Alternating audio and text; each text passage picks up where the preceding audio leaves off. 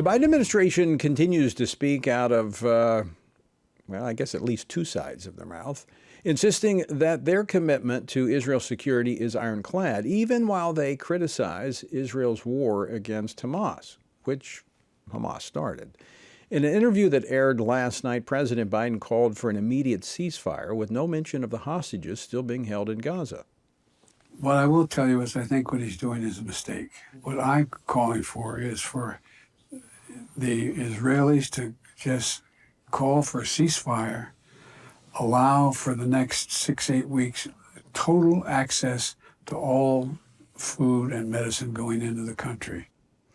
And by the way, speaking of the kidnapped hostages, according to reports today, Hamas has told negotiators it does not have 40 of the Israeli hostages to release as a part of the temporary ceasefire deal, raising questions of how many of the remaining hostages are alive and who is holding them. Joining me now to discuss this and more is Congressman Randy Weber, who recently traveled with a delegation to Israel. He serves on the House Committee on Energy and Commerce and the House Committee on Science, Space, and Technology. He is also the co-chair of the bipartisan Task Force Against Anti-Semitism. He represents the 14th Congressional District of Texas. Congressman Weber, welcome back to Washington Watch. Good to see that you made it back safely. Thank you, Tony. Glad to be here. So in your recent travel to Israel, you met with officials and families of hostages. Tell us your observations. Oh, man, Tony, I know you're a great friend of Israel. I know you've been there too. It is unbelievable when you look at all the killing fields. There used to be a movie called Killing Fields about a place in Texas where women were taken to be killed, basically. And when you see all of that going on, that went on there in Israel, not just in the kibbutzes, but in the music festival area too. And we heard the stories from people about how they came in as savages and just killed and raped and butchered and cut up people. First, it makes your heart go out to Israelis and their families, and then it makes you angry that you want to be sure that Israel does everything they can to annihilate Hamas, because Hamas has sworn, you know this in their charter, to absolutely destroy Israel off the face of the earth. Right. And Israel has got to do everything they can to prevent that from happening. Well, in my trip there about 3 weeks ago, in one of the conversations with someone in one of the kibbutz that was attacked, basically saying, so many people are going to Israel because of the rise of anti-Semitism around the world. In fact, one of my last hearings I chaired as the chairman of the U.S. Commission on International Religious Freedom was on the rise of anti-Semitism.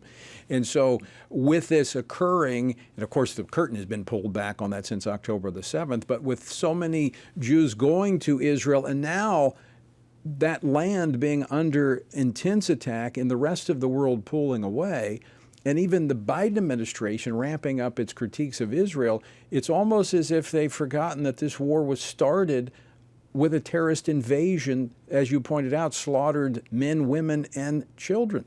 Israel didn't pick this fight. Hamas did. I mean, what the Biden administration is doing is basically telling Israel they have to stand alone. Well, and that's right. And I wouldn't put much in, that Biden says, I wouldn't take much stock in it, because I think he's being fed the information and what his decision needs to be. And I've had people up here, Tony, saying there needs to be a ceasefire. We need to tell Israel to stand down.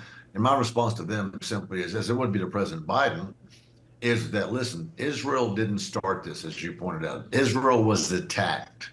Now, they were attacked by one of the most vilest enemies on earth. And all you have to do is, like you said, go over there and see where all this butchery took place. And Israel they're responding. They're prosecuting this war, which they're a sovereign nation. They're entitled to do that. Israel was attacked and Israel is responding. End of story, Mr. Biden. You don't get to decide how Israel prosecutes a war any more than we would let them or anybody else decide how America would prosecute a war if we were attacked. Right. It seems like we're holding them to a different standard, even as, unfortunately, I think while you were there in country, the drone strike that killed 7 humanitarian workers in Gaza. But, we had our own issue like that in Afghanistan after the debacle and the withdrawal there, where 10 civilians were killed by a U.S. drone strike. So it's kind of a double standard that we're applying. But funding, I know that had to come up in your meetings because it came up in mine. Congress, the House, has sent over to the Senate funding measures that the Senate is sitting on. Now we have this week the supplemental before the House that includes, in addition to Ukraine funding for Israel. What's going to happen? I don't know. I will say this, though, and this. Chuck Schumer has been such a disappointment, obviously in more ways than one. I think he's the oldest, longest serving Jewish senator in American history. And why he would start calling for elections in the middle of a war? Are you serious? It's so sad. Israel is our greatest ally. They're the one stabilizing force in the Middle East. You know that. They're a true democracy. Gosh, in the Knesset, they've got Muslims, they've got Jews, they've got all kinds of different faiths. And so we need to stand by Israel. And the scripture says that whoever blesses Israel, God will bless. Whoever curses Israel, God will curse. And I know which side of that coin I want us to be on. I hope we get it through the House. I don't like the fact that Ukrainian funding is in there, but if Israel is in there, then I'm going to be hard pressed not to vote for it, because for Israel, this is as existential threat. Yeah. Ukraine has never had that kind of threat for its entire existence.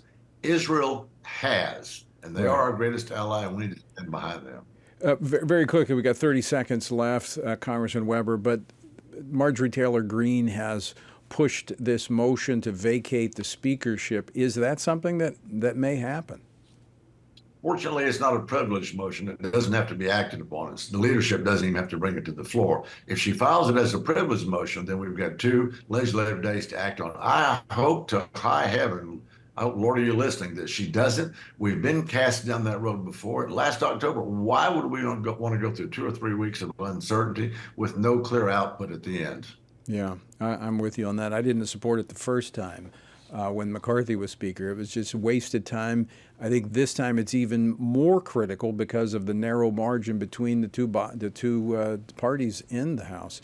Congressman Randy Weber, always great to see you. Thanks so much for taking time to join us, and I'm glad you're back home safely.